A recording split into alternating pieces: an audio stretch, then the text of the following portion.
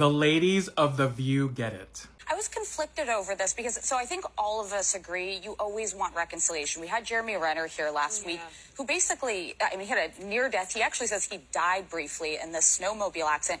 And he said at the end, all that you remember is the people you loved. Not money, not titles, not crown jewels. So I think everyone roots for there to be reconciliation.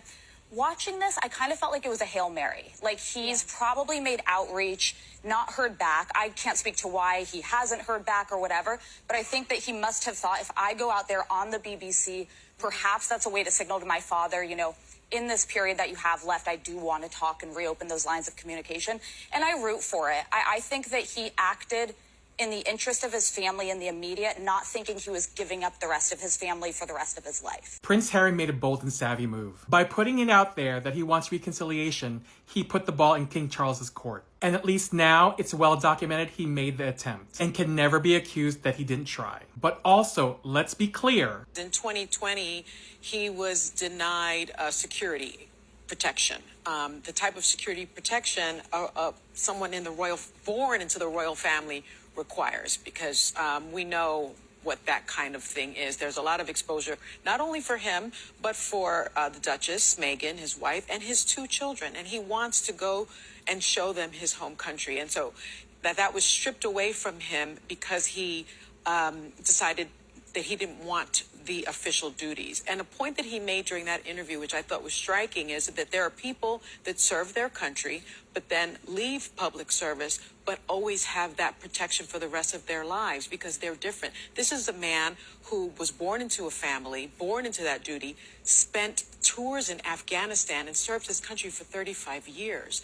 I think that does warrant the security. That being said, another thing that he said was, while he wants reconciliation, he learned from Canada that there cannot be reconciliation without truth. It's truth and reconciliation. So yes, he wrote the book.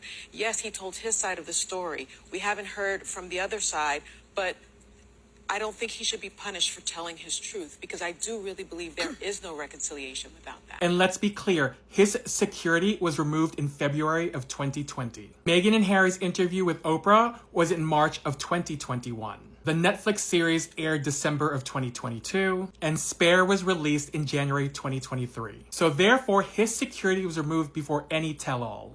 I think there's a lot of families. I'm going through this. I think there's a lot of families that might not be princes, may not be kings, that are going through very painful family estrangement, where there's these 2 sides that are at an impasse, and it is very, very hard, because sometimes there's so many layers of things that have happened, of history, of lies, of pain, of hurt to get over. My father's 85 years old. And so when you have that tick-tock in your head, right, telling you, reminding you, his father has cancer, mine is 85 years old. We can all go at any moment. But when you're talking about an 85-year-old or somebody with serious cancer, you know that's even more present in your mind. It is very damn hard. And I think it takes a lot of processing and a lot of humility. It also takes both sides. I don't think it's something that can be done unilaterally. So as somebody that's going through it and hopes to be able to work it out, I really hope that they get the chance to reconcile, because my biggest fear is not reconciling with my father and then having regrets my entire life. And so I'm sure that's something that he's wrestling with as well, and so many in America.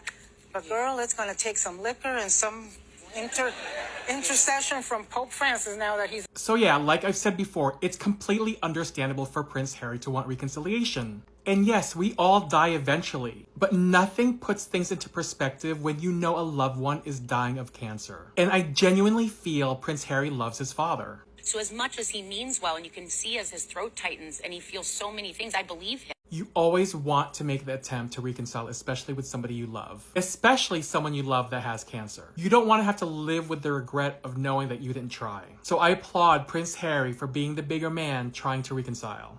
I always say whatever you need to say while people are breathing and walking around and are mad at you today. Say what you need to say. Because, that's when you need to tell people that you love them, when they're really pissed at you. because that's when stuff happens and you're not ready for it. So you always have to, you can't leave these things unsaid. Yeah. When you leave stuff unsaid and people disappear, there's nothing you can do. It's done. Don't leave it unsaid.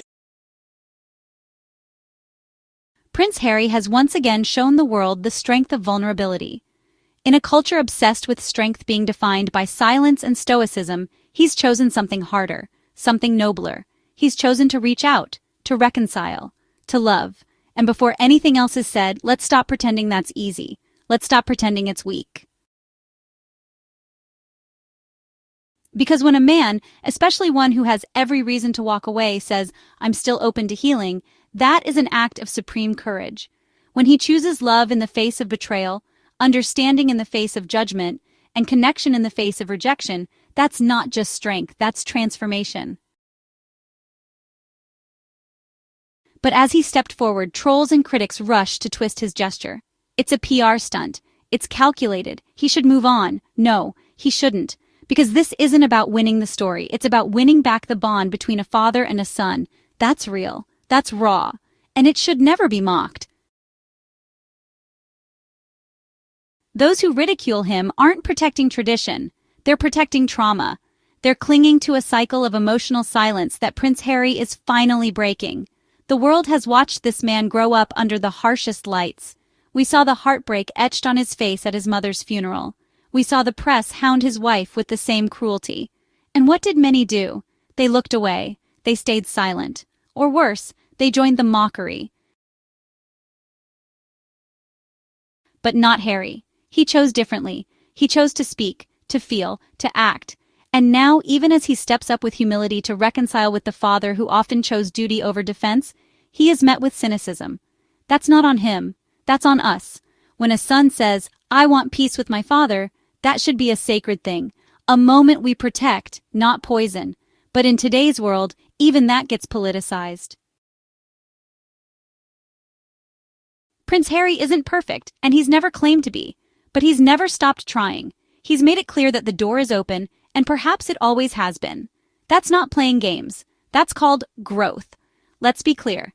King Charles had every opportunity to meet Harry halfway, long before the split, before the interviews, before the headlines. And when he didn't, Harry didn't retaliate with silence or hatred. He responded with honesty. He said, "This hurt me, and I still want to fix it. What kind of world attacks a man for that? This isn't about the monarchy anymore. It's about being human, about a father and son, about breaking the chains of pride that choke connection." Harry is doing the work many men run from. He's not hiding behind palaces or PR machines. He's showing up as himself, flawed, vulnerable, and still full of love. There's this myth we cling to, that strength is found in shutting down your emotions, in pretending everything is fine. But what Prince Harry reminds us is that silence is often a prison, and he's choosing to break free. He's not pretending the past didn't happen. He's not erasing the pain or pretending everything is healed. He's acknowledging it and still moving toward peace. Trolls don't understand that. They cling to black and white thinking. They say things like, "He wanted out, he should stay out." But family doesn't work like that. Life doesn't work like that. We don't stop being someone's child just because we move away. And if King Charles were an ordinary man, if Harry were not royal, this would be seen as a redemptive moment. But because the word prince is attached, people lose their compassion and start sharpening their knives. But what Harry is doing transcends royalty. It speaks to something in all of us, the yearning to be seen by the people who raised us, the need to say, "I was hurt, but I still want you in my life." Let's not forget, King Charles is battling cancer. And illness does something to people. It strips away the layers, it brings urgency, it clarifies what truly matters. And in this moment of clarity, Harry is not standing back. He is leaning in. He is choosing to say what needs to be said before it's too late. That alone takes incredible emotional intelligence. He knows that unspoken words become regrets, and he refuses to live with that weight. Trolls may roll their eyes, critics may scoff, but anyone who has ever lost someone suddenly understands what he's doing. He is giving himself and his father the chance to heal, while healing is still possible. Real strength is not found in armor. It's found in the willingness to lay down your sword and say, let's try again. Harry isn't weak for extending grace. He is rewriting what it means to be a man, especially in a world that tells men to bury their feelings, to harden their hearts, to suck it up and stay silent. He's breaking the mold, and that's exactly why some people are so threatened by him. He's not playing the obedient royal. He's not playing the bitter rebel. He's walking a third, braver path, the path of honesty and healing. And let's be real, some people aren't ready for that. So they lash out, they dehumanize, they call him names, twist his words, drag his family. But Harry, he keeps walking forward, he keeps showing up. Because his goal isn't approval, it's peace. To every critic who claims Harry is fake, manipulative, or disloyal, take a step back. Look at your own life. If you've ever lost a parent, if you've ever wanted reconciliation, if you've ever been misunderstood, you should see yourself in Harry, not mock him. He isn't trying to win a PR battle, he's trying to win back connection that is real, that is worthy, and it should be respected. If his effort to reconnect with his father makes you uncomfortable, ask yourself why. Is it because you never got the chance to do the same? Is it because you were told that pain should be private, that emotions should be hidden? Harry is showing you there's another way. He is showing you that healing is possible, even in the glare of 1,000 cameras, even when half the world has something cruel to say. And no matter what happens next, he has already succeeded. Because he's shown his children what it means to lead with heart. He's shown the world that love doesn't give up. He's shown that true royalty isn't about crowns or castles. It's about courage. So let the trolls keep shouting. Let the media keep spinning. Prince Harry has done what most men never do. He's fought for family, not image. And that, more than anything, is a legacy worth defending.